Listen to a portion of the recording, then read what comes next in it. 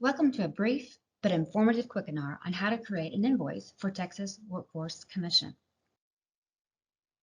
All invoices must contain required elements that are listed in the TWC Vocational Rehabilitation Standard for Providers or in a provider's contract. By accepting a service authorization from TWC or a purchase order, the vendor agrees to send an invoice to TWC for payment. Vendors that provide non-medical services must create their own invoice and not use any of the generated ones from our Rehab Work system. We do accept electronic signatures on forms that are required for invoicing, and you can find out more information and the standard for providers in the documentation and signatures section. On these next two slides, we will list the 10 components that are required and must be included in your invoice. Here are the first 6 requirements. But don't worry, in future slides, we will get into more of the details of these requirements. And on this slide, you can see these are the 4 remaining components required to be included in your invoice.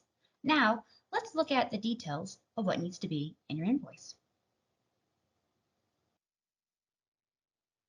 The legal name on your contract and the invoice must match. If you need to change or make a correction to the legal name, contact your contract manager. The address submitted on the invoice should also match the address on your contract. Make sure you provide an email and a phone number, and always include your 14-digit Texas identification number. This is located on the upper left-hand corner of your contract. The provider should list the full name of the service as it is listed on the service authorization or purchase order.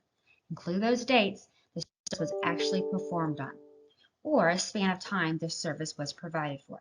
Remember, include your contract number. It's on the left side of your contract. For the TWC office and address, if it's for an individual customer, list the office where the customer was referred from.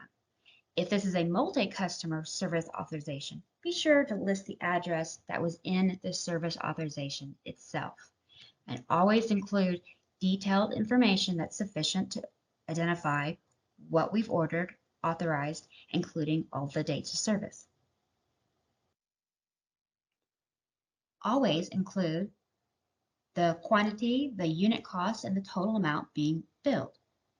Provide any other relevant information that supports and explains the payment requested. Make sure you have any information required by applicable state and federal laws, rules, and regulations. And an invoice number is not required. However, it would help you if you included one to keep track of your invoicing activities.